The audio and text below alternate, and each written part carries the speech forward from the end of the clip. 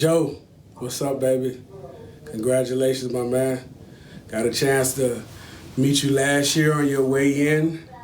Knew you were going to do great things. Once I met you and saw how dedicated you were to this program, man, I couldn't think of a better guy to break this single season passing record that I've held now for 18 years. Congratulations on your march to the Heisman Trophy. Congratulations on your march to the National Championship. We, LSU Nation, me, Rohan Davey, we are behind you the whole time, my man. Congratulations again, and go Tigers.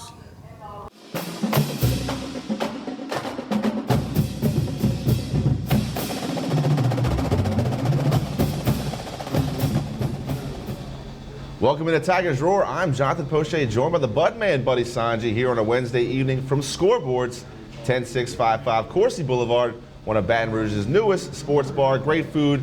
It's TVs all around to watch the sports. Come check it out each Wednesday around 5:30. Watch us shoot the show. I'm going to bring in my co-host, the Budman, Buddy Sanjay. How are you, sir? Good to see you, JP. Once again, we want to hope that all of you out there and wish everybody a happy Thanksgiving holidays. Can you believe it, Jonathan Poche? 10-0, still number one in the CFP, number one in both polls. But all of a sudden, there are these talking heads trying to tinkle in the Cheerios of you LSU fans.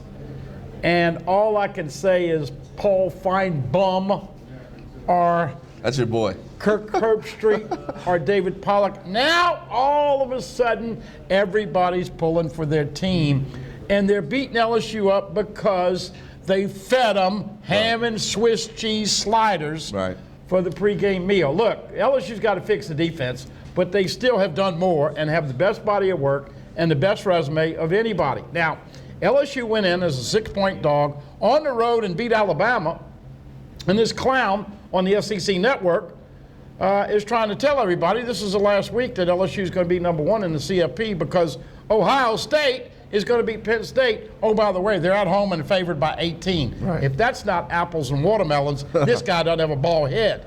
So, lo and behold, a lot of backbiting, a lot of people pointing at LSU's defense. If you take care of business and win, then there's no problems.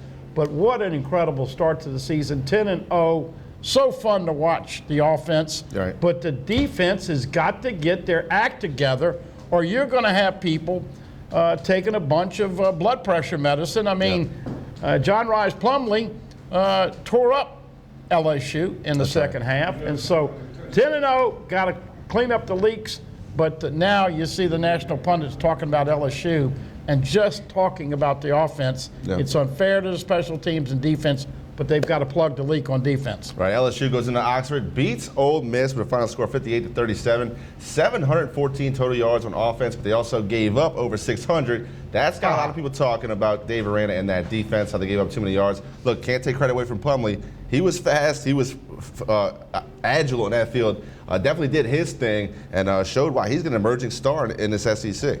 And, of course, this week we have the proverbial hog game, and there will be many hogs sacrificed on Saturday night. Hey, final two games in Tiger Stadium at 6 o'clock, both on ESPN. Thank the good Lord I don't have to see Gary Danielson anymore. He changed his name, by the way. Saw him at the clerk of court, changed his first name to Richard because he's been acting like you know what. And lo and behold, they do so much better job on ESPN, so few commercials, and you'll get some quality entertainment. But really, what do you do, JP? All of these national pundits talking about LSU, and they may slip and beat second and all that. But Orgeron coached at Arkansas for 2 years. He's got friends. Do you go in there and beat them 70-10? Or do you sit there and say, all right, we're going to play backups in the second half and get Joe Burrow and some of those starters off? Because as we know, if you lose Joe Burrow, you're dealing with something that nobody wants to talk about going forward. In the opening clip, you saw Rohan Davey giving his credit to Joe Burrow. Now has the all-time single-season passing record at 3,687 and counting. LSU takes on the Razorbacks this week. Interim head coach for the Razorbacks, Barry Lunney Jr., was the tight ends coach last year when LSU took on the Razorbacks. He is in for a world of hurt. First game coming off that bye week, going to Tiger Stadium, taking on the number one team in the nation. Coach O was funny at the Monday press conference. He said when he became the interim, you know, you want everybody to like you. So he said the first day, he gave them like 500 cookies. Well, if you got 105, 110 players, I guess that's about 5 cookies each. But you do things. You want to tell the team indirectly, look, Chad Morris didn't win a game. Didn't win a conference game in 2 years. Right. And they have been horrific. Arkansas is now paying the big guy that oversold his house and mansion and his body to that wife to get her, Brett Bielema, still paying him. Now you got to pay Chad Morris. Then you're going to have to pay market value to get a good coach in the SEC. So they are hurting as a program. Their football team hasn't been very good. My point is that you get Joe Burrow and all the guys in, you do your business in the first half, and then let's see Miles Brennan with the offense. Right. Let's see Trey Palmer, John Emery, some of these backups. I think that is the game plan. At least we hope that that's the game plan. But obviously you want to take care of business and get out of here without any injuries. We'll hear from Barry Lunney Jr., the interim head coach of the Razorbacks, right here on Tigers Roar. After listening to a little bit of his interview, I kind of like the guy. He's got a positive attitude, a positive outlook. People are telling him, you have nothing to lose going into Baton Rouge. He doesn't see it that way. He sees that they have everything to gain. That really flips the script, gives your team something to look forward to instead of like dreading going to play the #1 team at home. But don't you think that defense is just chomping at the bit to finally play a good game? Because, I hate to mention this, but Texas scored on every possession in the second half. Right. And Auburn scored at the end of the game, and Alabama scored at the end of the game, and all three of those teams had to have LSU recover an onside kick. So there has been some holes. Grant Delpit has not been playing up to Grant Delpit status. He's still hurt. Obviously, Caleb Chason has not been rushing as much. He's only got 2 sacks for the year. Look, you know that your corners are going to do good things. Cordell Flott having to play safety in the nickel package. So you want to see some young guys. Once again, though, I want to see LSU a little pressure, some tackles for losses, and get after Arkansas and prove to this nation that that defense is not as bad as people are saying it is. We have a whole lot here on this episode of Tigers Roar. We'll all be out of town next weekend for Thanksgiving. So if you're watching this on Thanksgiving Eve, remember this is a replay. But we'll look ahead to that Texas A&M game right here on Tigers Roar. Come back and join us after this break. We'll hear from Coach O and the interim head coach in the Razorbacks, Barry Lunney Jr., right here on Tigers Roar.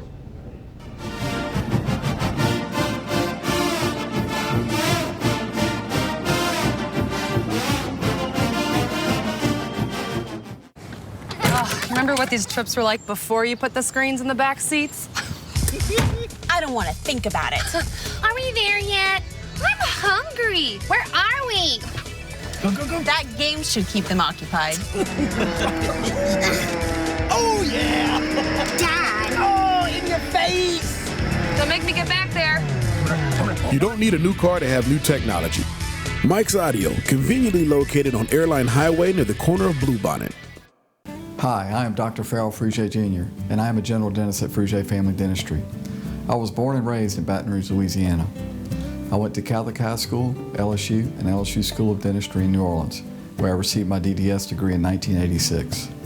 I always have and will continue to be committed to continuing my education, to invest in technology which makes the diagnosis and delivery of dentistry more thorough, more comfortable, and more aesthetically pleasing. In our practice, we are here to serve the patients. We want to improve their quality of life and to develop relationships with our patients. In dentistry, we have a chance to impact lives on a daily basis, not just by doing dentistry, but by getting to know them and being a part of their life. We also believe in giving back to our community. So every year, we give back to the Greater Baton Rouge Food Bank, Toys for Tots, and Mary Bird Perkins Cancer Center. Please stop by and visit our office. We would love to take care of you and your family.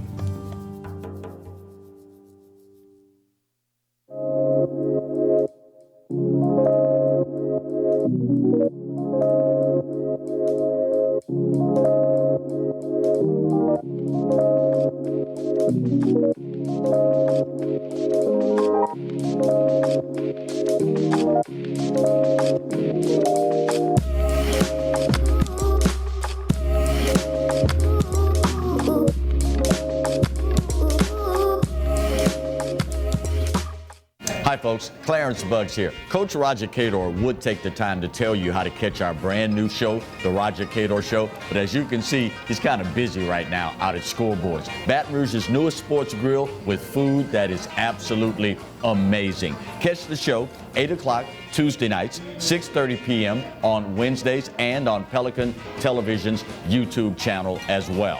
You want to come out and have a great time. It's awesome, isn't it, Coach? Mm-hmm. Told you.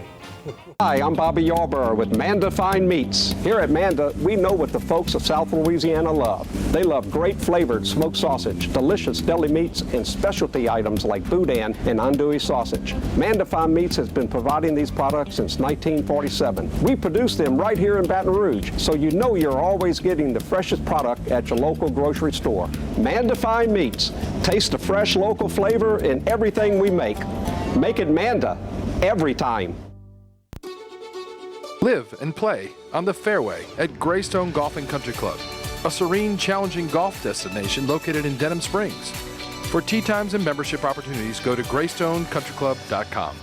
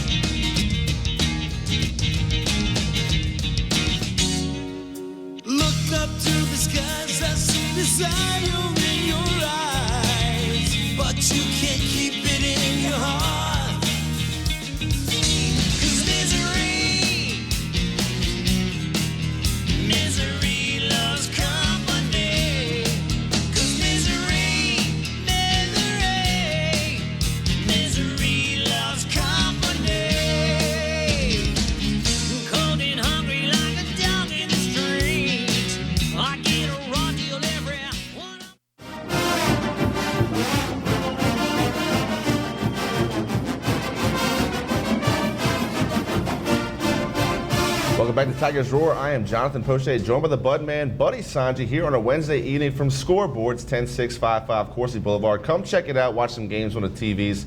Coach O faced a lot of tough questions this week about his defense. They gave up 37 points, 614 total yards. He told the media, look, put it on me. I was enamored with the win. All we wanted to do was get the W coming off of that big game against Alabama. Everything else is going to be on him. He had to coach the players better, he said.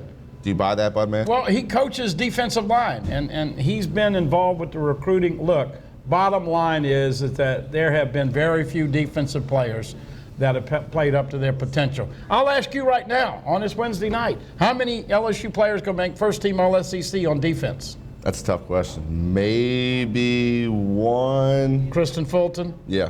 Stingley probably second team. Right. Stingley would have made it had Alabama not abused him with those two long ones. Right, agreed. Caleb on Chason? No. Jacob Phillips? No. Jacoby Stevens? Maybe on reputation. Rashard Lawrence? Maybe second or third team, but not really. He hadn't played enough. So, you know, it's just they have not performed up to their abilities, and Dave Aranda has gotten an inordinate amount of criticism. Yeah. Well, who knows whether that's justified or not. Right. But the question that I have for you, can LSU win the national championship playing defense like this? If Joe Burrow keeps playing offense like he's playing, it's going to be tough to beat the Tigers. No matter how many points they score against the Tigers, Joe Burrow always seems to find an answer late in games, throwing touchdowns. You see the shirt, Chicks dig the long ball. He did it again in Oxford, finding Chase on a couple deep balls when he escaped the pocket. Those were NFL plays. I mean, this guy's playing at an elite level right now. Tiger fans, you need to enjoy Joe Burrow. Only have for a few more games, and he will be, in my opinion, the first quarterback taken in the NFL draft. Well, and don't forget, of course, this weekend they host Arkansas. Next weekend, if you're seeing the replay, it'll be the upcoming weekend, but make sure you go out and give Joe Burrow a send-off, because that'll be his last game in Tiger Stadium. And 19 months ago, we all thought, man, what's LSU getting? Well, it has been a godsend. And you know, and you answering that question that I posed to you, can this LSU fan base, can you out there listening right now, can you handle LSU winning 51-48 in the final game of the year? I don't know if it'll get crazy like that,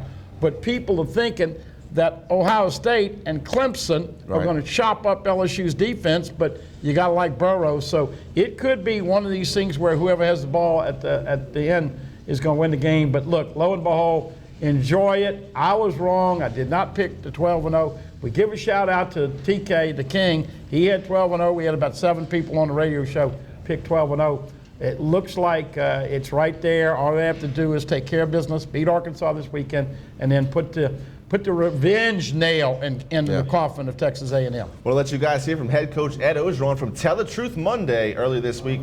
From the facility, here is head coach Ed Ogeron.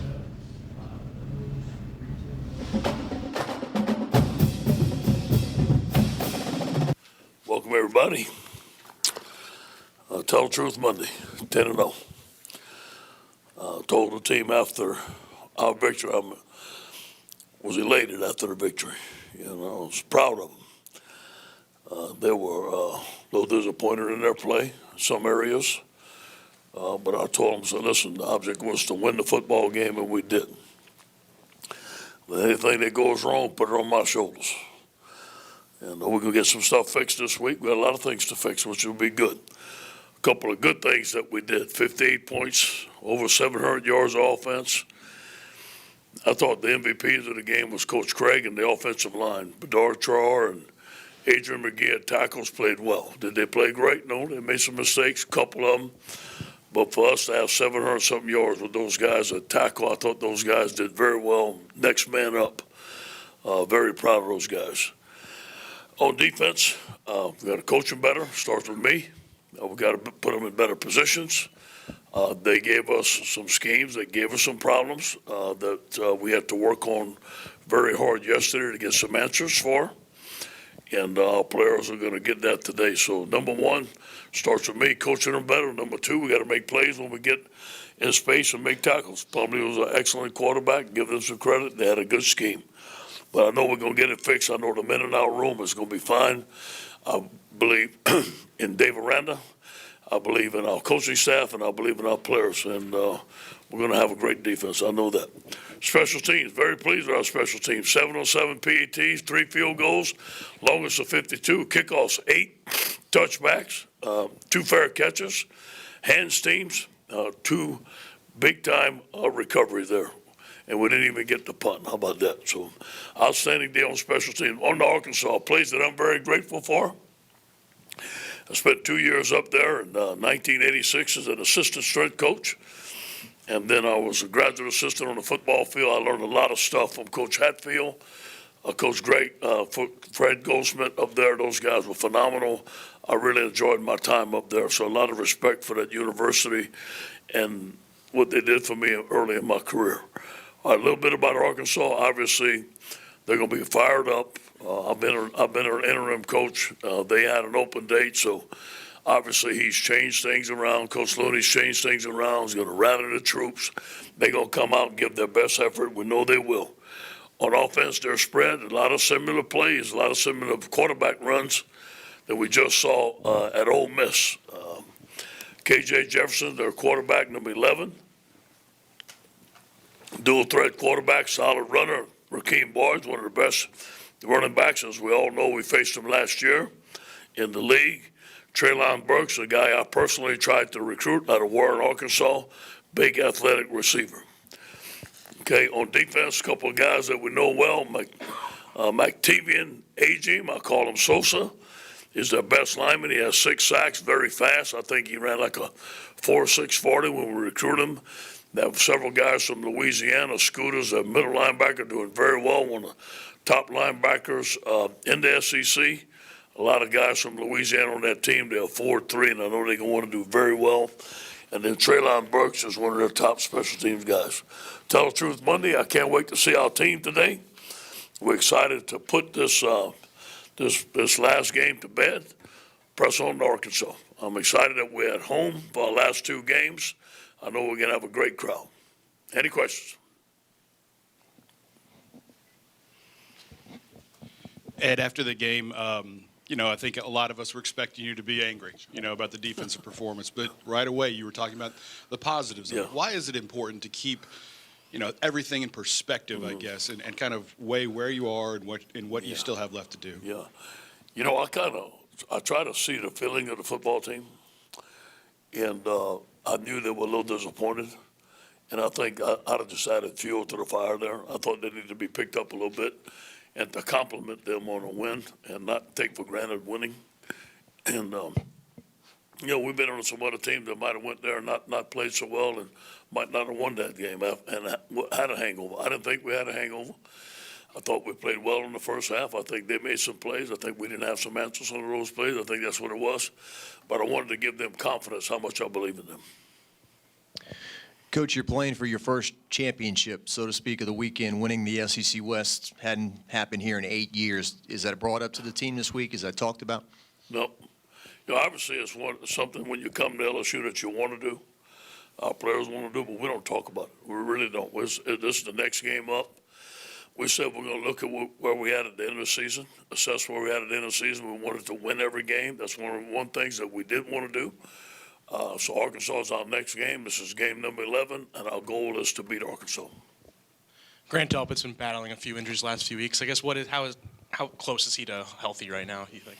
It's tough when he doesn't practice all week. And I don't know if many players would have played against Alabama if Grant wanted to play. And I thought he did well. And obviously that ankle is very sore. And not getting reps hurts sometimes. Making tackles in open space hurts sometimes because he can't bend or run like he wants to. But he's playing. We're going to give him a couple of days off this week. And hopefully he can get healthy for this weekend.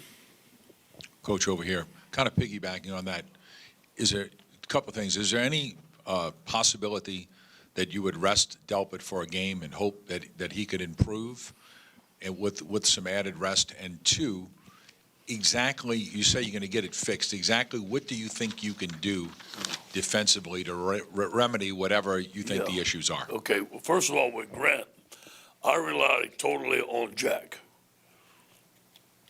Jack Maruccio, I think, is the best in the business. Gives me a report every day. I let the coaches coach, doctors be doctors, and he tells me what they can do. And he says, Coach, he needs a rest, I'm going to rest him. He said, Coach, he's going to play, he needs to play. We're going to play him, and I'm going to talk to Grant. What happens is I talk to the trainer, then I talk to the player.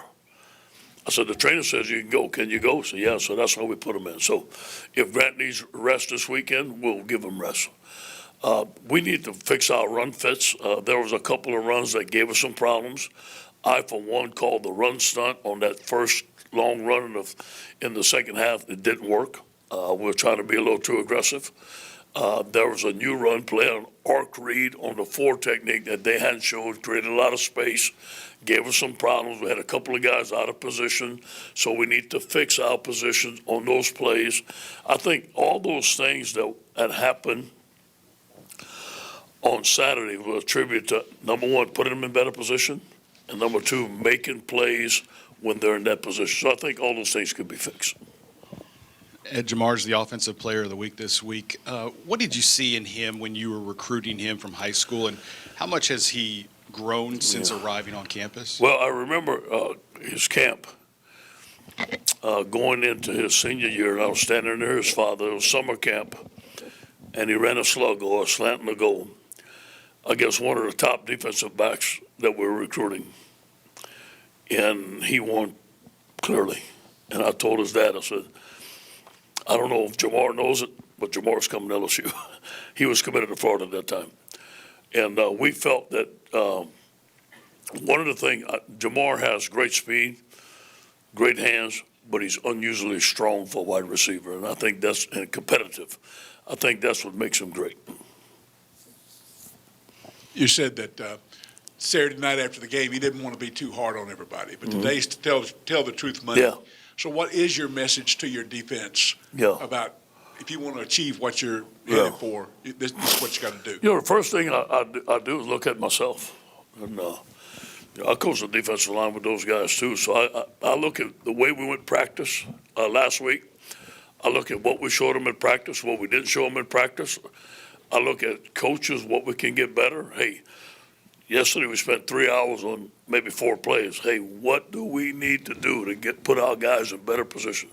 I want to make sure as the leaders of the program, we're giving them the right thing at the right time to do. Okay, now, so we're going to give them that today, and we're going to put them in great position, and obviously they're going to have to make the play. So I think it's a combination of both, but I'm never going to put it on the players. I'm going to put it on me first. Ed, I know focus is on winning right now and the team, but Joe's getting a lot of draft buzz, and a lot of people are slotting him pretty high in the draft. What have you heard on his draft stock and how it's risen, and then what traits do you think would make him successful in the NFL? You know, I haven't talked to anybody personally. I guess Derek informs me of the scoop out there, so he's my scoop guy. But I'm hearing the same thing y'all hearing, that he's going to be a high draft pick, and I hope he is. And obviously, he's mad that he threw 2 interceptions, so he won't want to talk about that today. He's that much of a competitor. But I do believe that he is going to be a high draft pick if things go right, and I think that he's going to have a great career in the NFL, and whoever gets him is going to get a tremendous quarterback. Kerry Vincent's another guy who didn't quite get the start, but then comes back in, gets the interception. I guess, was that kind of a you could have rested him if you needed to situation? Yeah, I think that we spot played him, and in certain spots we needed him to play. We're very thin back there. Give it to Kerry. He wanted to play, and that was a big interception. Coach, as this season has built, I mean, 4 top 10 wins, and what's the craziest thing that's happened maybe to you and Kelly off the field with people, that maybe wouldn't happen not in Louisiana? That with me, Kelly? Or you being out in the public?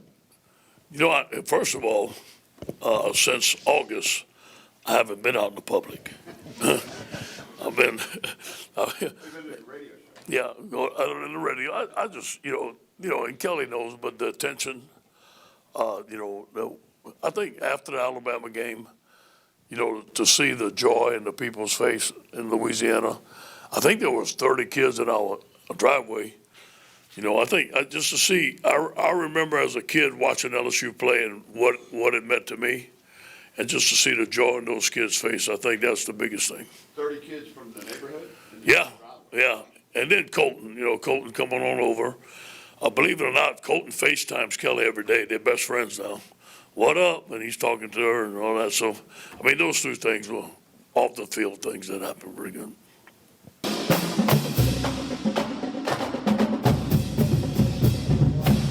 That was head coach Ed Ogeron of the LSU Tigers talking about how it's his job to better prepare his players to play defense. Excited for the win. What a change of worlds it is between Coach O and this interim head coach for Arkansas Razorbacks. Coach O sitting with the #1 team in the nation. The Razorbacks haven't won a game in the SEC in 2 years. Barry Lundy Jr. takes over. A mess, tells his team he has everything to gain this weekend going into Baton Rouge, taking on the #1 team. I want to let you guys hear from the interim head coach of the Razorbacks. Here is Barry Lundy Jr. right here on Tigers Roar.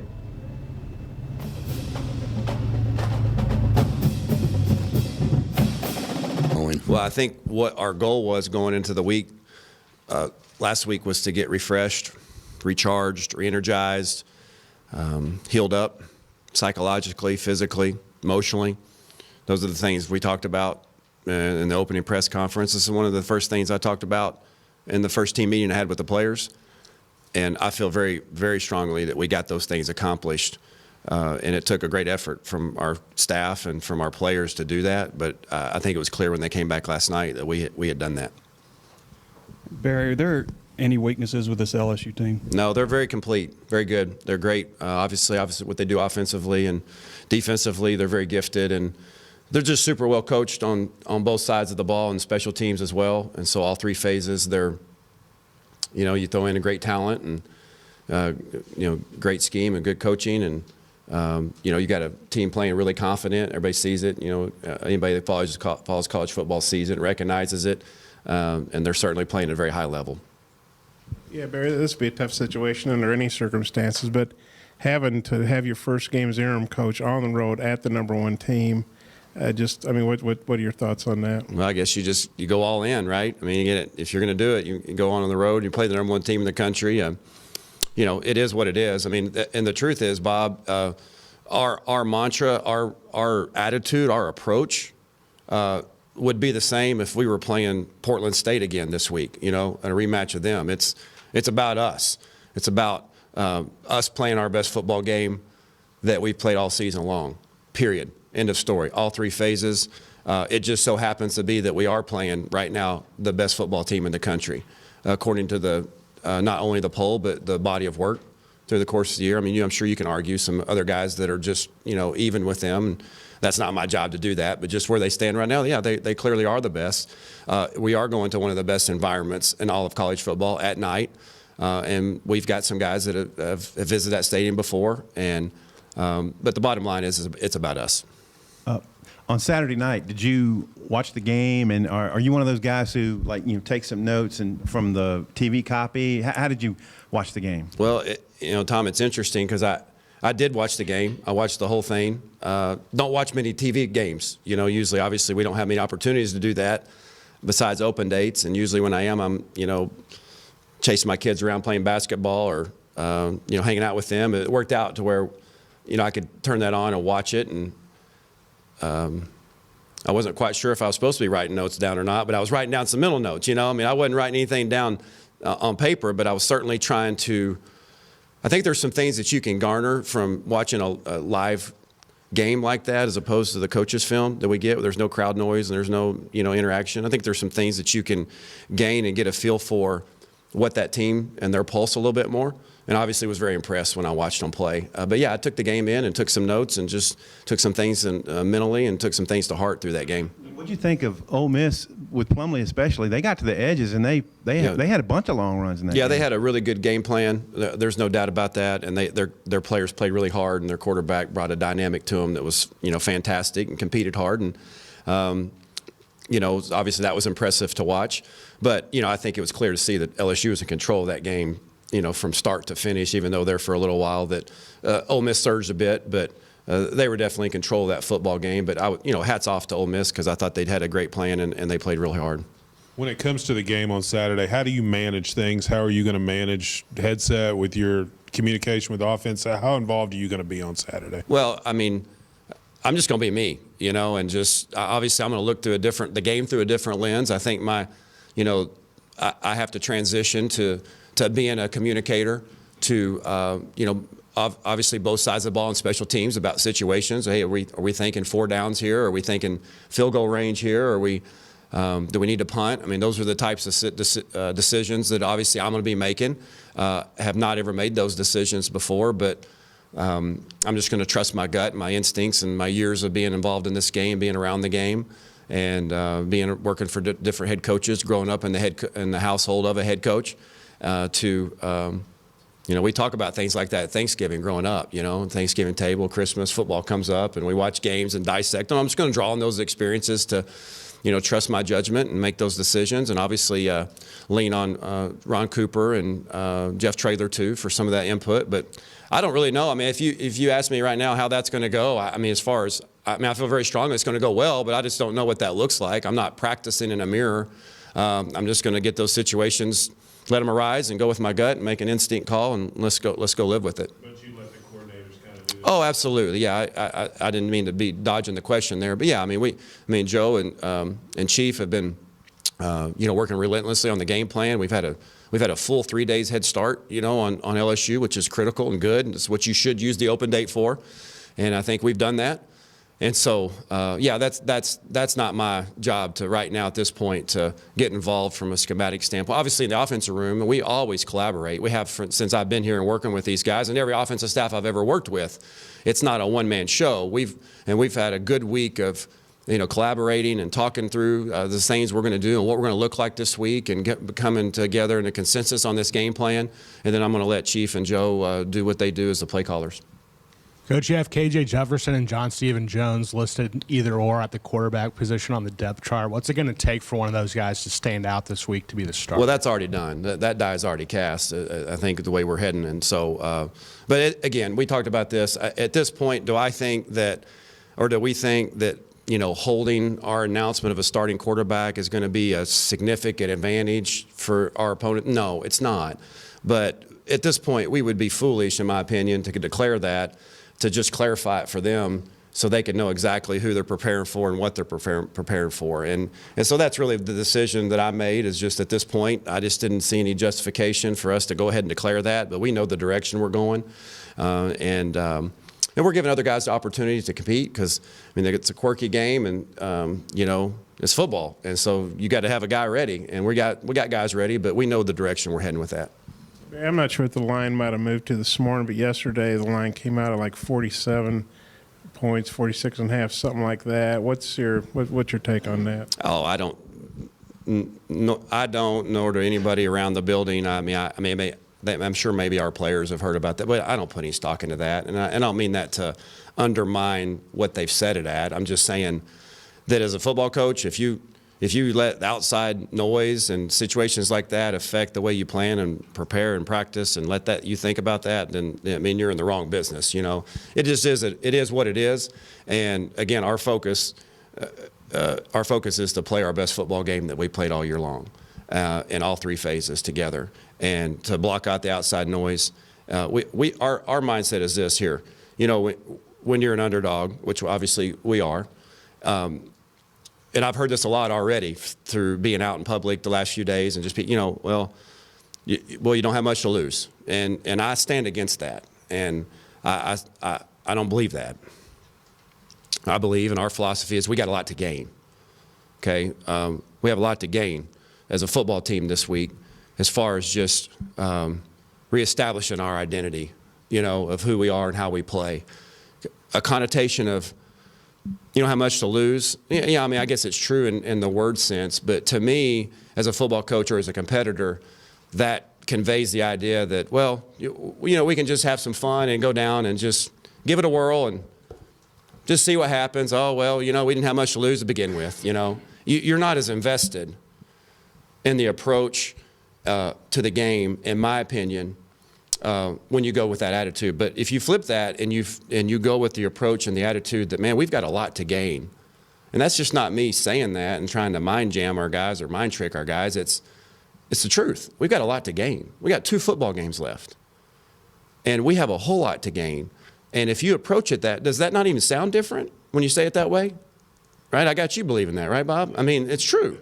If you have more to gain, if you have something to gain, man, all of a sudden, is your preparation and your investment of the week and your approach to that game, is it different? You dang right it is. And so that's the challenge to our football team and our organization is we do have a lot to gain. And so that's the approach that we're taking.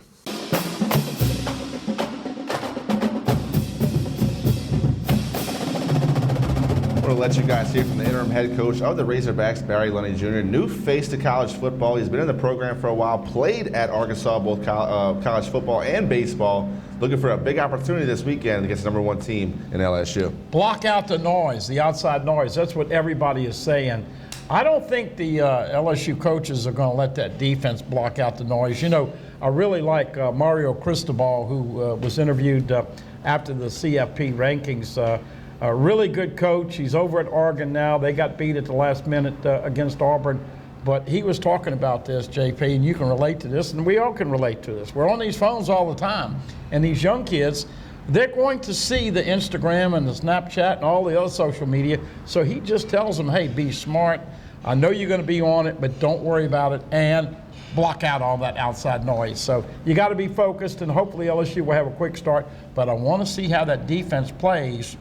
If they give up over 300 yards to Arkansas, I'm going to be very disappointed. Gotta get to another break here on Tigers Roar. When we come back, we'll be joined by Mike Scarborough from TigerBait.com. Get his feel on the Ole Miss game, what's coming up for the Tigers, and also big updates on recruiting, both football and basketball. Don't go anywhere. We're right here at Scoreboards on Tigers Roar.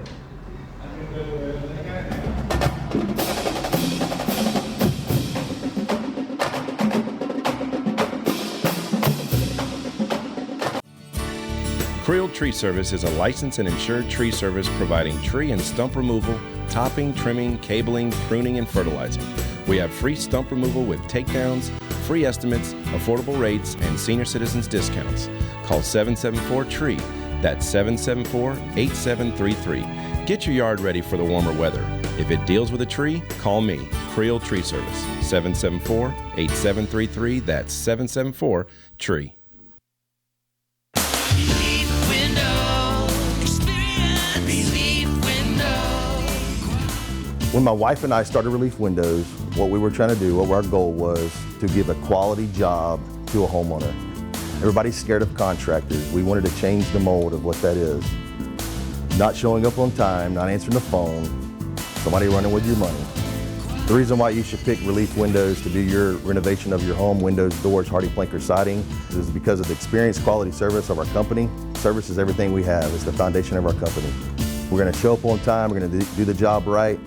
Over 60% of our customers is customer referral. We're a local company here in Baton Rouge, built in Baton Rouge, staying in Baton Rouge. Okay. The job's not done until you're happy and we're happy. It's built the old-fashioned way, with a handshake.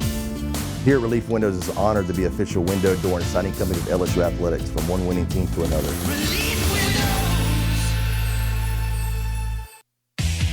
Remember the smell of vinyl? What happened to all your old records? Lost in a move? Thrown out by the ex? Get them back. Classic Vinyl's record store and collectibles, 13847 Coursey, where you can find all old vinyl, all genres of music, rock, country, blues, and R&B. Classic Vinyls and collectibles behind Mary Lee Donuts and Coursey. If they don't have it, they'll get it. Look for them on Facebook. Classic Vinyls, sponsors of Classic Vinyls Classic Rock Night Thursdays at Scoreboards on Coursey. I'll leave for a little while, and all you other letters think you can take over my town. Look at you. None of you's even involved. If the people want the money they deserve for their accident, they eat guaranteed. And as for you other letters, it's time you were erased. Hi, I'm Bobby Yarborough with Manda Fine Meats. Here at Manda, we know what the folks of South Louisiana love. They love great flavored smoked sausage, delicious deli meats, and specialty items like boudin and andouille sausage. Manda Fine Meats has been providing these products since 1947. We produce them right here in Baton Rouge, so you know you're always getting the freshest product at your local grocery store. Manda Fine Meats. Taste the fresh local flavor in everything we make. Make it Manda every time. Hello. Hola. 你好. Experience what the Baton Rouge International School can offer your children. Now welcoming displaced students for short and long-term stability. This is an important announcement. If you're between 50 and 85 and worried about your loved ones, you can still get affordable life insurance for peace of mind. My life insurance coverage is guaranteed, and I was not required to get a medical exam. I had high blood pressure and diabetes, and I got my coverage with one telephone call. No exam necessary. I'm a smoker, and I wanted to take care of my family. I called to get my life insurance and my affairs in order. I wanted to do the right thing. Call Final Expense No Exam Insurance. Your rates are guaranteed and will never increase. I called and learned that this insurance cannot be canceled even if you get sick or gain weight. And there are no restrictions on how my beneficiaries use the money when I'm gone. Approval was easy and the price was right. I wanted to do this for my children. Call 800-654-9927, 800-654-9927.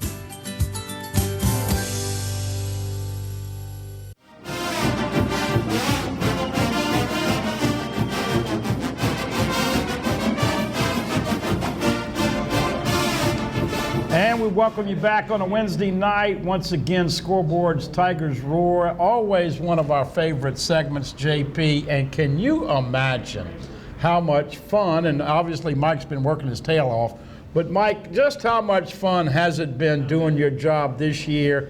And you and I were talking on the radio today. You think this could come down as probably the best class that in LSU history since the internet and since social media. So happy hump day, happy Wednesday. And I know you put in a lot of hours and a lot of stories and a lot of interviews, but how good does it get this year with LSU football recruiting?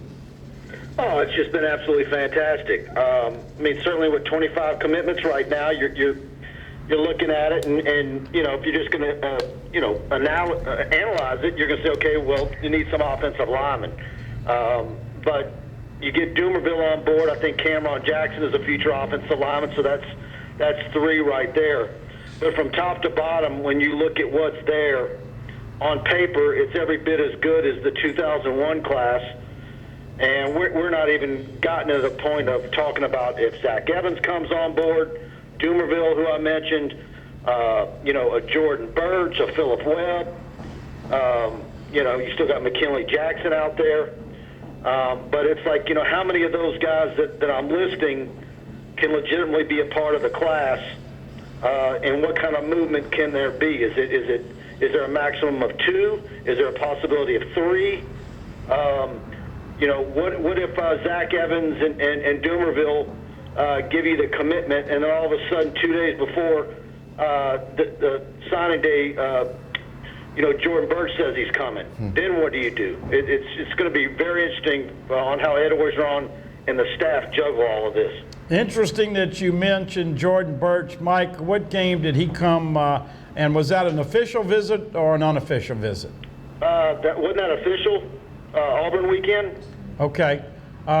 Is he as good on the defensive side of the ball as Eric Gilbert is on the offensive side? And does that tell a story about how good LSU is being perceived right now, not only to get the skilled people that they've always gotten, not only to get the in-state guys, but to get a great tight end from Georgia, and now you get a defensive lineman like Jordan Burch if you get him at the end. Wow, what does that say about now recruiting at the line of scrimmage where Ed knows that was a priority, and he's been saying it for the last 2 years, Mike? Yeah, it's just, look, they need some edge rushers. They need a defensive lineman. You look at this class and you're like, okay, who's got a wide receiver class as good as LSU's? Who's got a defensive line group? And I'm talking about, your down defensive linemen, your tackles, nose guards. Who's got a class better than LSU? Then you've got the linebackers, you got edge rushers. You mentioned Eric Gilbert. And of course he's, the tight end and that everybody coveted, and it's just an amazing class. So if you get the 5-star running back, you got 2 quarterbacks. You got the DBs in there. It's been so long that this class has come together that we hardly ever talk about Elias Ricks anymore. Well, I mean, he's, the elite cornerback in this class. So you got Major Burns, who's got loads of potential, and I think he's got a bright future. Malcolm Green, and on and on. So it's just Ed Orgeron, the coaching staff, the support staff. It's an amazing year, and then plus with what they're doing on the football field. Mike didn't get any sacks versus Ole Miss, gave up 614 yards. Is there a player in this class that can immediately come on the field and make an impact in the pass rushing game?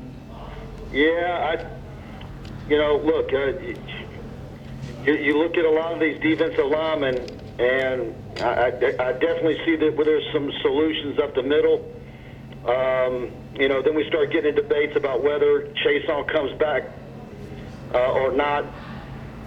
But, you've got Alec Bryant and others there that can come off the edge. So,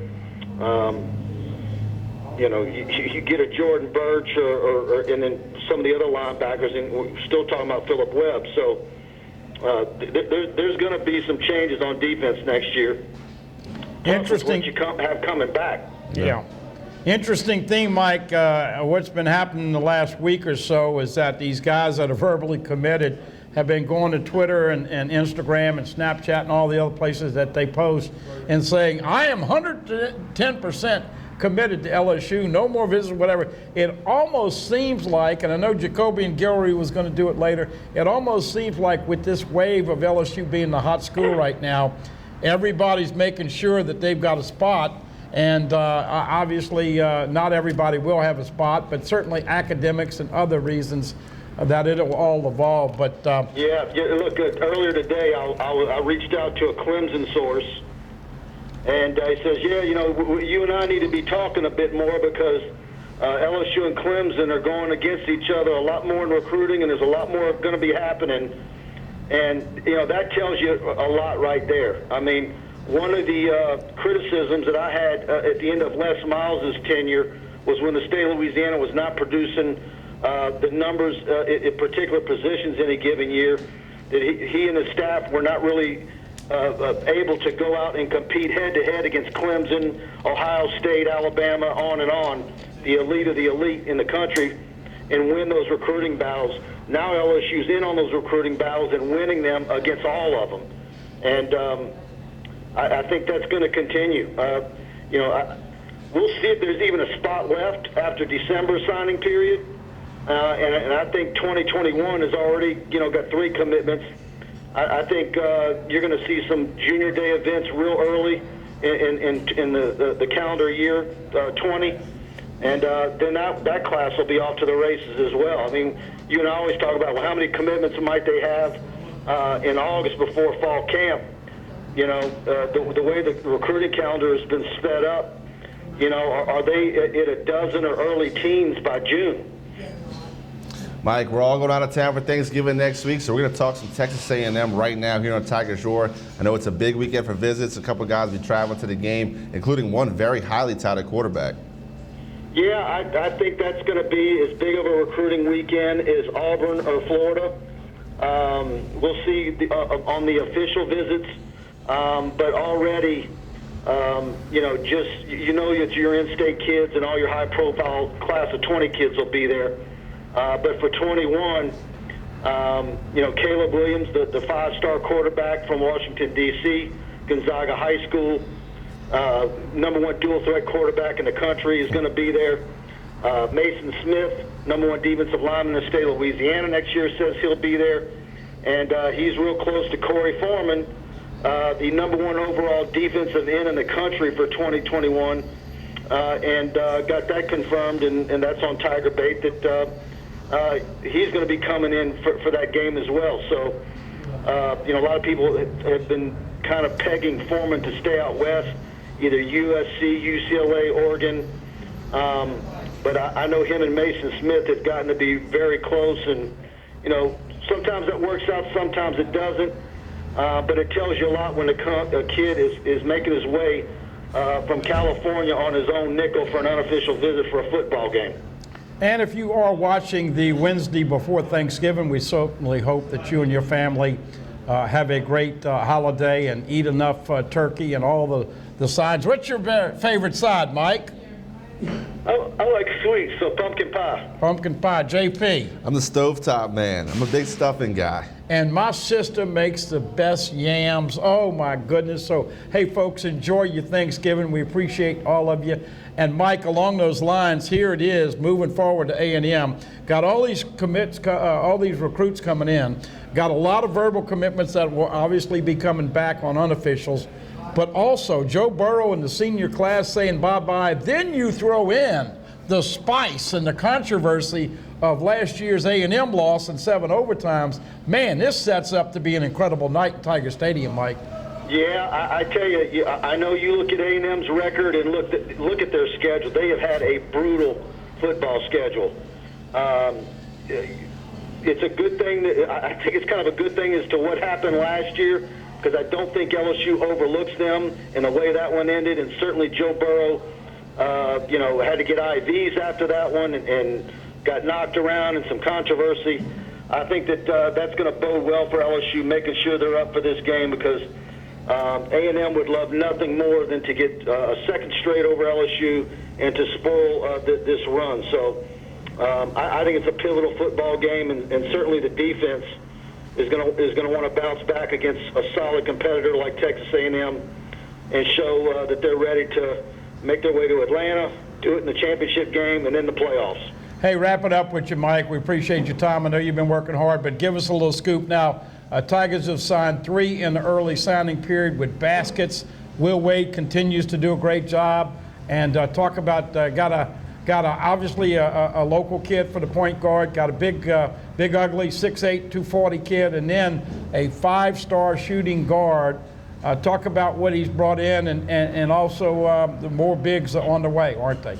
Yeah, Saul Bradley is EV0 for the Georgia Southern game weekend, I believe it was, or one of the first 2 home games. Kid looked like an offensive tackle the way he's built. And, of course, that was a nice thing to get him in, because they were really pursuing his teammate, the 5-star combo guard, and Cam Thomas, who signed this week.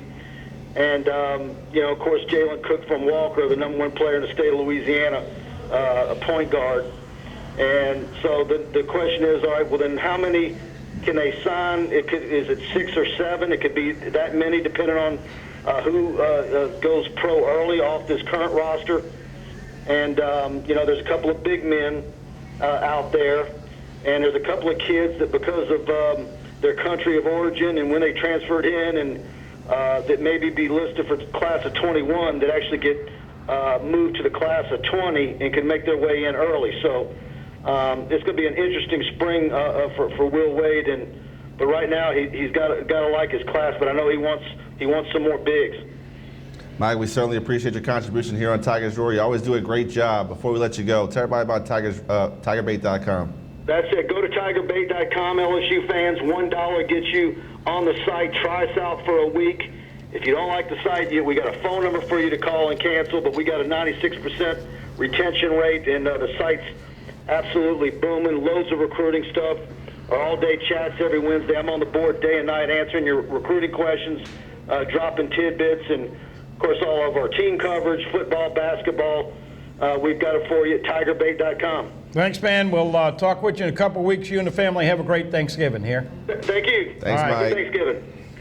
You gotta love talking recruiting right now, as hot as LSU is. And listen, this is the great thing about Joe Burrow and Joe Brady and all the things that have happened this year. You're setting LSU football up, JP, for the next 5 years. Now look, we all know they want to win championships and all the other perks, but the facilities, all the things they unleashed this year, right, on TV, the food, right now it's hard to tell LSU no, right, and it will be interesting to see how they crunch those numbers to get to 25 this year.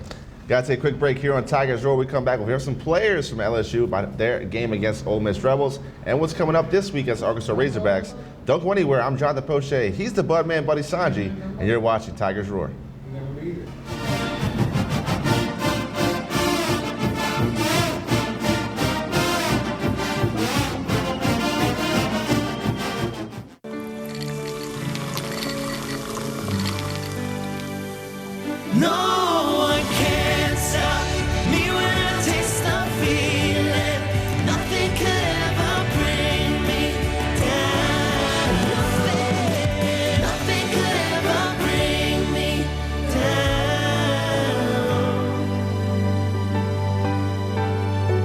Taste the feeling.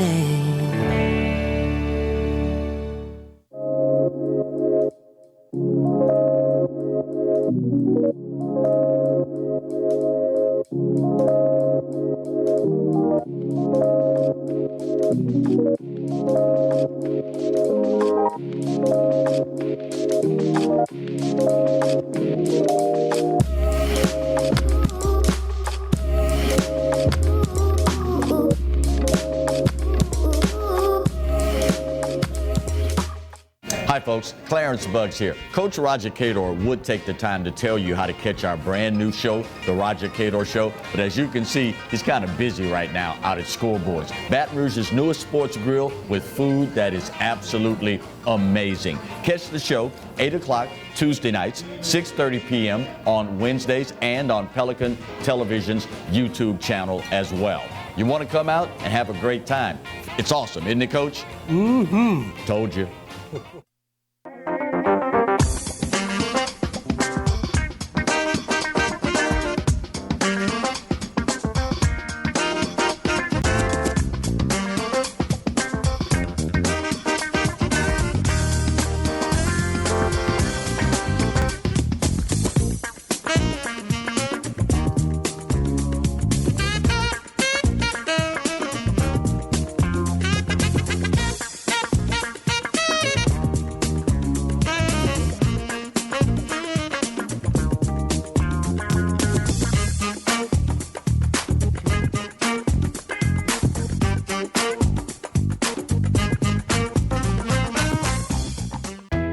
Furniture and Appliances, your dependable independent. Depend on us for service, for selection, for price. Get huge Whirlpool savings. Shop now and save on Whirlpool appliances throughout the store. Plus, experience our price match guarantee and ask about special financing. You can depend on the know-how of people who live appliances every day. Bolello's Furniture and Appliances, your dependable independent with nationwide buying power. Hi, I am Dr. Farrell Frugier Jr., and I am a general dentist at Frugier Family Dentistry. I was born and raised in Baton Rouge, Louisiana. I went to Catholic High School, LSU, and LSU School of Dentistry in New Orleans, where I received my DDS degree in 1986. I always have and will continue to be committed to continuing my education, to invest in technology which makes the diagnosis and delivery of dentistry more thorough, more comfortable, and more aesthetically pleasing. In our practice, we are here to serve the patients. We want to improve their quality of life and to develop relationships with our patients. In dentistry, we have a chance to impact lives on a daily basis, not just by doing dentistry, but by getting to know them and being a part of their life.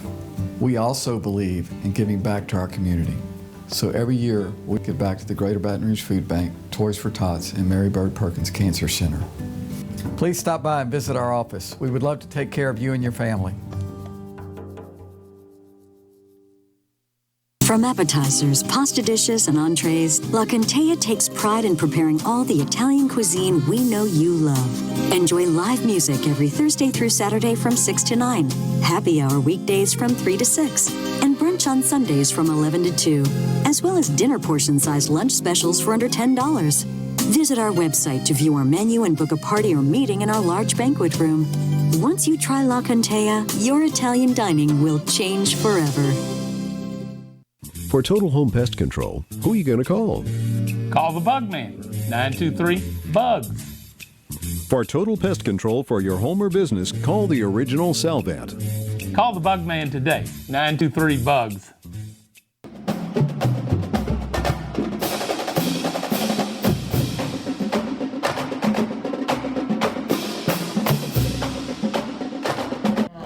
Welcome back to Tigers Roar. I want to remind you guys once again, we'll be out of town for Thanksgiving, so we will re-air this next week if you're watching it on the eve of Thanksgiving. Happy holidays, happy Thanksgiving to you and yours. Certainly appreciate you tuning in to Tigers Roar. I'm going to make a prediction. You know, only one LSU receiver has ever won the Biletnikoff Award, and that was Josh Reed. He was phenomenal. Had about 1,750 yards, had over 200 when Rohan Davey threw for 528 against Bama. But I really think if Jamar Chase continues to, now one game he was out, we don't know if it was a coach's decision, he was hurt, whatever, but JP, you see the numbers that this guy has accrued. He's at 13 touchdowns, well over 1,000 yards. I'm gonna go ahead and predict it that if he continues to flourish, he could end up with 17, 18 touchdowns receiving. Yep. And a ton of yardage, way over 15, maybe close to 2,000. I'm going to go ahead and predict him, folks. He's going to be your Biletnikoff winner in a couple of weeks here. Well, Jamar Chase, one half of that dynamic duo for the Tigers, fourth time in SEC history, only second time in LSU history to have a pair of receivers with over 1,000 yards. Buddy mentioned the 13 touchdown catches. That's a record for the school. I want to let you guys hear from Jamar Chase. Here's number one, the sophomore from the Raiders down in Metairie. Here's Jamar Chase.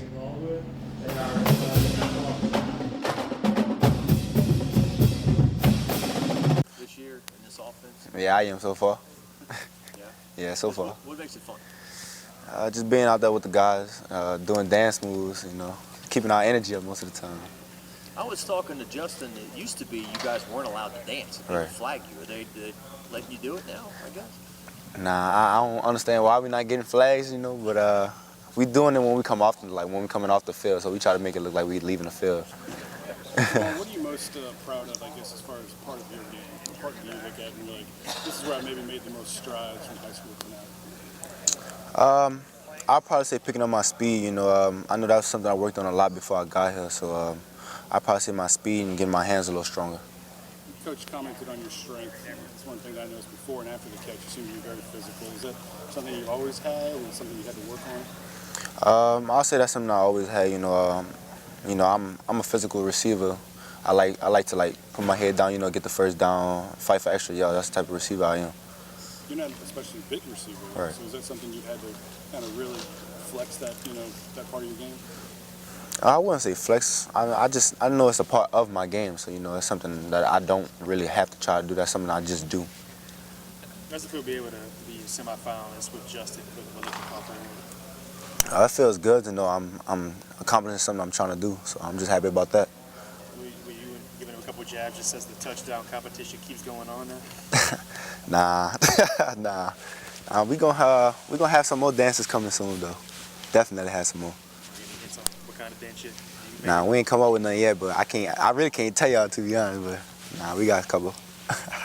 You talked to us earlier this year about your conditioning, and that was a big part of the speed and your breakout year this year. Right. Is that right?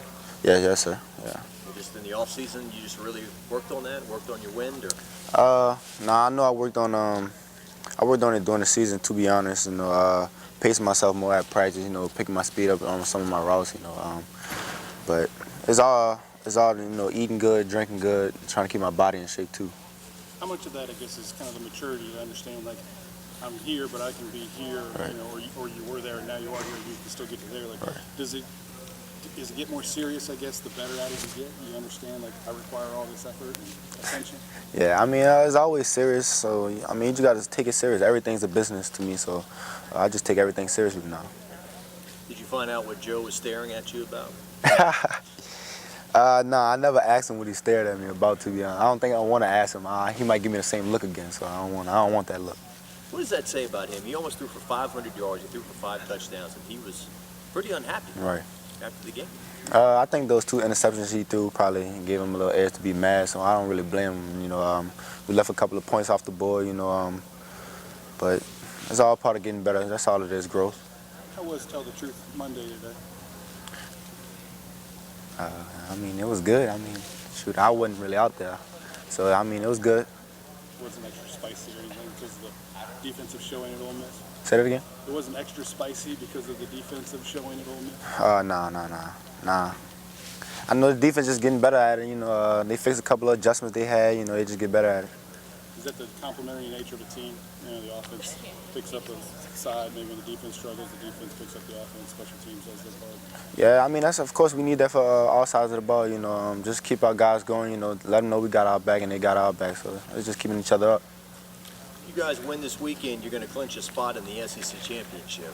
Coach Joe said that that's not really a conversation piece this week. No, we never talk about that, to be honest. You know, the only thing we might talk about is winning the game. That's all we're trying to do. What was it like watching Joe run over the ref on film? I wanted to ask Joe what he was looking for, because he made a cut, but I was trying to figure out where he was trying to cut to. I know he's seen the rough right there. He probably was looking forward. I don't know what he was doing though. What about Clyde and his physicality? I mean, as a teammate, can you speak to it? This, you know, again, kind of an undersized guy who's really putting an emphasis on weightlifting and being strong. Is that something you notice as a teammate of his? Is he always out here trying to? I noticed that, you know, Clyde never goes down on the first tackle. So, I mean, you got to really make sure you wrap him up. He's already low to the ground. That's what makes him have an advantage to everybody else. Michael Divinity apparently was at practice today?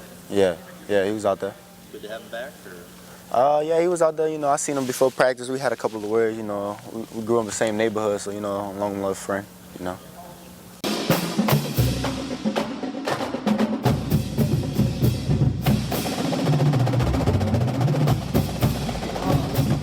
Budman Ja'Marr Chase thinks Joe Burrow might have mood swings on the field. He gets really intense at times, shoots him a dirty look, and he doesn't have to say many words because the receivers kind of know what he means when he shoots him that look. Well, you know, and that's the consummate leader, and once again, we all hope that all of you enjoyed Joe Burrow. But look, man, remember when John Emery did not slide over and pick up the linebacker? He told John Emery, get off the football field. Right. Very spicy, incredible leader. And last year, we loved the makings of Ja'Marr Chase, but he finally got in shape. And I think the thing that has surprised me about number one, he is running away from people. Right. This past weekend, they threw him a ball, and all of a sudden, JP, he's taking 2 strides and taking up 5 yards. Of course, he's zigzagging back. Hey, let's not forget about Justin Jefferson. And also, I think Terrace Marshall will be a big factor down the stretch because people are going to double Chase and Jefferson from time to time. Marshall is a big asset and a big weapon.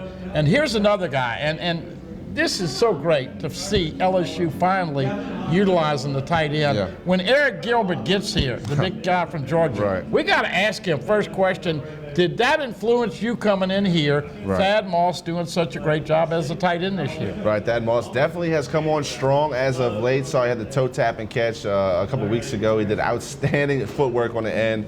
He will be asked about that in an interview. I want to let you guys hear from Thad Moss. It's a great interview. I mean, Randy Moss's son, guy's been around the limelight his whole life. Now he's really getting his time to shine. Happy for that young man, number 81 junior, Thad Moss. By the way, Boudreaux's Butt Paste, which is a local company, had record sales in the state of Alabama in the last 3 weeks. Now, I've never seen more entitled butthurt fan base, and they still don't like the fact that Thad Moss and LSU got that call. Well, here is number 81, the tight end, Thad Moss, right here on Tigers Roar.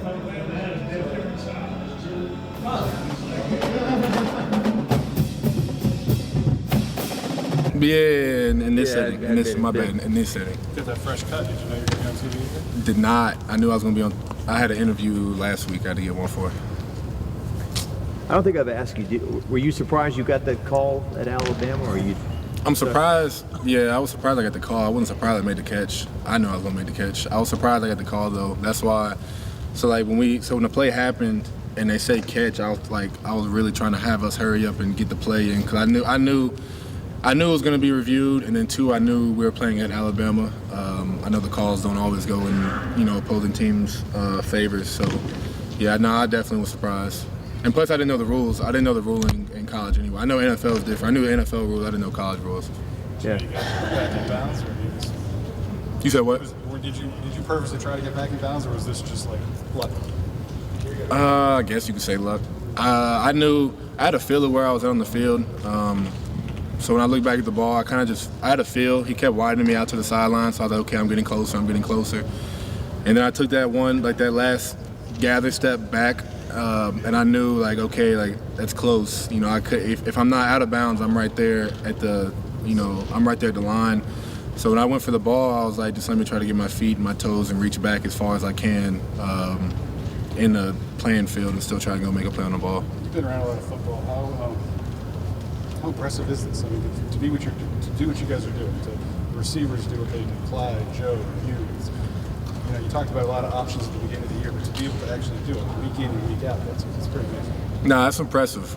We knew how good we could be. A lot of coaches on our coaching staff said in the spring how good this offense could be, and we didn't. I mean, I knew it. I believed it. I know all the weapons that we have in this offense, and I know the unity that we have in this offense. But for us to finally be putting it on, on display for everybody, and have been doing it for 10 games straight, it feels good. What about the toughness that Clyde and Joe bring to the offensive side of the ball? Do you guys see that and try to emulate that?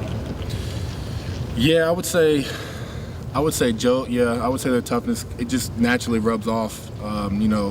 Joe getting hit on the sideline, Joe staying up, fighting for a first down, Clyde fighting for a first down. Just makes you want to go that much harder for him, knowing that he's knowing that they're putting their body on the line and giving all they got for us. So we should do the same for them. When a team is winning, especially the way you guys are winning, sometimes people automatically say, "What a great group of guys!" It's such a great group, but it really does seem like your leaders are good people, unselfish people. I mean, can you speak to that? Well, yeah. I would say everybody on our offense is, good people outside of football. We all hang out with each other outside of football. We all naturally and genuinely care about each other outside of football. When I first got here in the freshman class that I was in, which was Clyde, Caleb Vaughn, those guys, whenever we'd leave for break or whatever it was, we'd be texting each other, what are y'all doing? Y'all good? Just checking up on each other. So there's a lot of real down-to-earth people on this offense, and just real, genuine people in this offense. So, yeah, I would say what you see on the football field is what you get, but we're also, great people off the field. Is that what makes championship teams, that extra bit of whatever, perseverance, connectedness, whatever it might be? Those are teams that make good teams great teams? I guess you could say that. I don't know. I always felt like on the good teams that I've played on, we've always had a chemistry beyond just football. We're not just teammates. We're friends, good friends off the field. And I kind of feel like if you're on a football team and you expect to win and playing real tough games like that, I feel like you got to have a relationship with your teammates outside of just being teammates. Two more for that. What did you think of when you watched the film and you saw Joe kind of truck the ref? What did you you think about that? Well, what I thought about it on the field, I was just laughing. I was just laughing because Jamar said something last week about Joe giving a look, and I told Jamar, I was like, man, if you don't know, I was like, you really must have not been paying attention, like, at all, if you're just not realizing that Joe has a look, because Joe gives looks all the time. So when he ran him over, he gave a look, and I was just laughing because I was like, man, I already know what's going through Joe's head. Last one. Which was what? Get out of my way? Yeah, I guess. Yeah, you could say that. Yeah, I guess that was what went through his head.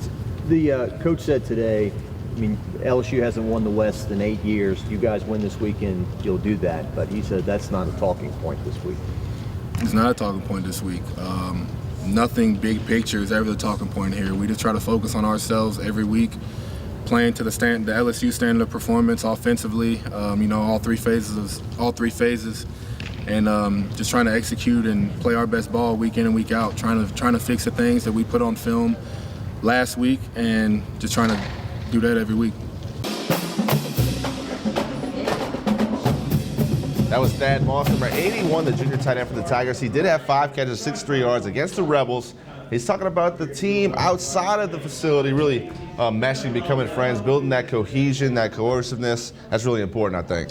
I'm going to go ahead and predict it, since I'm throwing out predictions, that Jamar Chase will be Biletnikoff winner with the best receiver in the country. Thad Moss scores a touchdown this weekend. Like it. Into our last break here on Tigers Roar. We'll come back and hear from a defensive player in Jacoby Stevens, a guy that really came into his own this season, playing safety number 3. We can take the last break right here on Tigers Roar.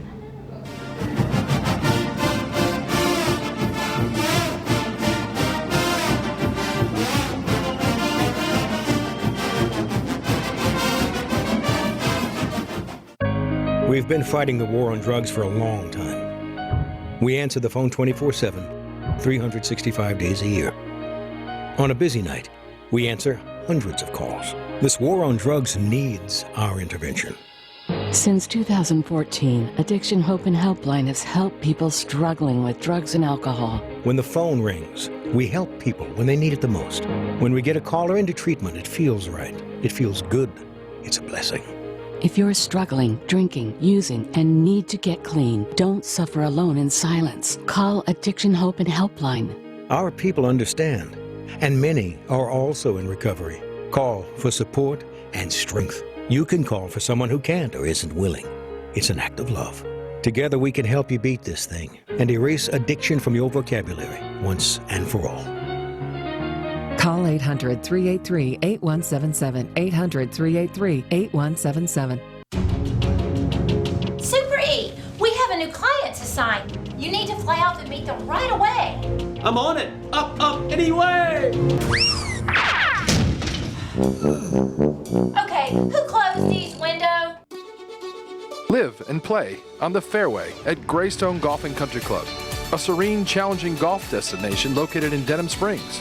For tee times and membership opportunities, go to GreystoneCountryClub.com. From appetizers, pasta dishes, and entrees, La Contea takes pride in preparing all the Italian cuisine we know you love. Enjoy live music every Thursday through Saturday from 6 to 9, happy hour weekdays from 3 to 6, and brunch on Sundays from 11 to 2, as well as dinner portion-sized lunch specials for under $10. Visit our website to view our menu and book a party or meeting in our large banquet room. Once you try La Contea, your Italian dining will change forever. For Total Home Pest Control, who are you going to call? Call the Bug Man, 923-BUGS. For total pest control for your home or business, call the original Salvat. Call the Bug Man today, 923-BUGS.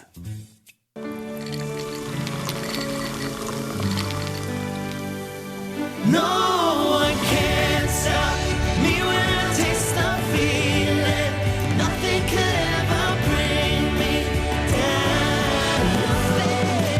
Nothing could ever bring me down.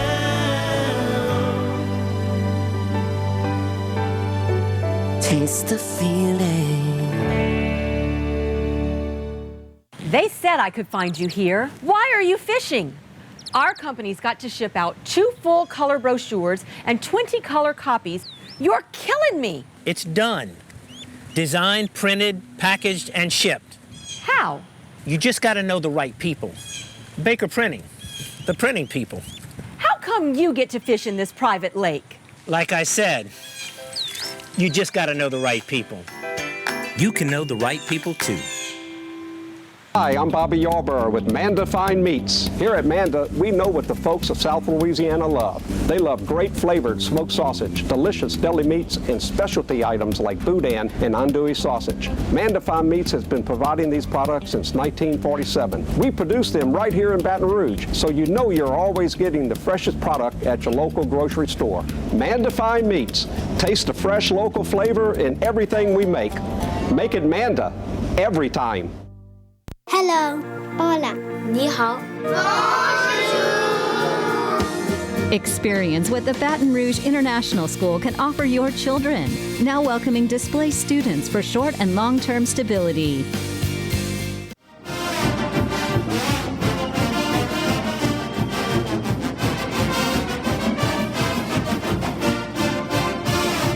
Welcome back to Tigers Roar. Getting crunched on time towards the end. Want to let you guys hear from starting safety number 3, Jacoby Stevens. So here he is, Jacoby Stevens, right here on Tigers Roar.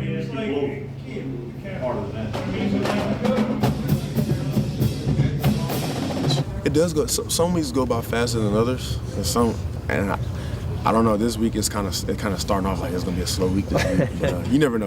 Hopefully it speed up. Yeah. So Jacoby, you were embarrassed the other night? Yeah, Saturday, I was embarrassed for the LSU defense. I was embarrassed for LSU. I mean, defensive wise, we didn't put out a great representation of how we practice and how we play. We just didn't do that. I guess You realized it was the middle of the game, huh? Oh yeah. People send me videos of me kind of going off on the defense, but you ask anybody around here, I'm an emotional guy, passionate and prideful, and a very great competitor. And like I said multiple times, I felt like we were getting dominated. Ole Miss basically in the second half, they just about did whatever they wanted to do, and that's not how we supposed to play defense. That's not how LSU defense is played. And like I said, I think I said this Saturday.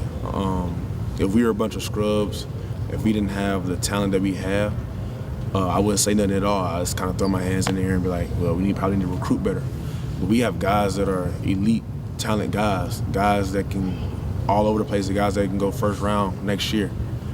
And we just didn't play like that. We didn't play like that as a defensive unit Saturday.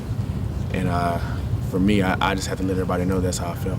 Rashard and Braden were talking about it there, just kind of how Tell the Truth Monday, Coach O and Coach Train to put a lot of that, defensive lapses on them. I mean, just from your perspective, what do you think of that? And just Coach Rand are always going to put them on themselves. They're never going to blame each other. They're never going to blame the players. Actually, right here in the end zone, Coach Randa, in fact, kind of asked me what I thought. And I told him, I know y'all going to put it on yourself and y'all going to blame yourself, but at the end of the day, it's us. At the end of the day, the players are going to have to make the plays. They can't, I told Coach Rand, y'all can't baby feed us. Y'all are not going to be able to put us in our gap every play. At some point, we're going to have to make the plays. Regardless of the call, regardless of the situation, we're the players out there on the field. We're going to have to make that play. I guess not only the scoring, but it was like 2 plays, 75 yards, 2 plays, 75 yards, 1 play, 35 yards. I mean, that's just guys just running free. Huh? Right. And I said this to Coach Bush on Sunday. I came up here and met him on Sunday. When you go back and look at the film, we won on third down. So when that means, what I take from that is, when we made Ole Miss actually have to drive the ball, actually have to sit down and play football, they couldn't do it. I think we was 85% on third down as a defense, and that's outstanding. So when you take away those big plays, Ole Miss really didn't have anything. And I hate to say it because you still have to play defense on those big plays, but if you take away those big plays, they really didn't have anything. And I think that coming out of halftime, those 2 plays they took to get 75 yards for a touchdown, and then a 2-point conversion after that, it really frustrated me because that, like Coach O preaches, the drive that comes out, the series that comes after halftime is one of the most important series in the game, and we didn't play at the LSU standard performance that series. All right, where do you go from here? I think we took a great step today. Tell the truth Monday. We told the truth. We had an open table today as the defense. We kind of put our emotion out there, what we could have done. The coaches asked what they could do better, and and it was really good. Even Coach O said it today. As a team, especially as a defense, we had one of our best Tell the Truth Mondays. We had one of our best Monday practices, and I think that we made improvement. And like I said, kind of brought light to me today Sunday when I talked to Coach O. Past LSU teams would have lost the wake-up games. The wake-up games where, it kind of get punched in the mouth and, kind of get jarred. Past LSU teams would have lost. But we won. We're 10-0. And we can say that this is a game that we can learn from our experience. We still control our own destiny. And, that just speaks to the character of this team. Jacoby. 2 more for Jacoby. You guys are also getting close to the end of the school semester. How are y'all keeping your grades up being so busy? That's why we have our, support staff. We have guys at Cox stay with us. We have tutors. We have so many people around us that's gonna make sure we stay focused on that end. I know everybody's kind of, up and excited about the athletic side and winning and all that, but one of the best calls I heard coming here recruiting. One of the ladies at Cox, she said, you're going to have to try to fail if you fail a class at LSU because of all the help and the support cast. Man, the support cast here at LSU is amazing. And trust me, they're going to make sure we pass all of our stuff. Was it good to have Michael Divinity back out of practice today? Yeah, Mike looked so happy today at practice, man. He looked happy being back. I mean, he enjoyed playing with us. He enjoyed being back with his brothers, and I think he's going to really cherish the times he has with us because, he's seen firsthand that it can be easily taken away. And like I said, I've never seen Mike this happy being with us today. We'll let you guys hear from Jacoby Stevens. Look, he understands the defense must be better to achieve those ultimate goals for the Tigers. Defense has to bounce back this week against the Razorbacks. All right, folks, we'll be off next Wednesday. I'm going to give you 2 scores. LSU this weekend against Arkansas. I like them to win 59-17, and they're going to put 40 on Texas A&M. They'll take down the Aggies 40-21 the following Saturday. And once again, happy Thanksgiving to everybody. Be safe, eat plenty of turkey, and enjoy, of course, all of the delicacies that we enjoy during Thanksgiving. That's right. It is the holiday season. Happy Thanksgiving to everyone out there. Remember to be thankful for all the things that are important in your life. It's got to include Joe Burrow. Be thankful for Joe Burrow. Glad he's here at LSU doing great things. Hopefully you can continue this and move it on all the way to the national championship. Well, thank you guys for tuning in to Tigers Roar. For the Budman, Buddy Sanji, I'm Jonathan Poche. We'll see you next time right here on Tigers Roar.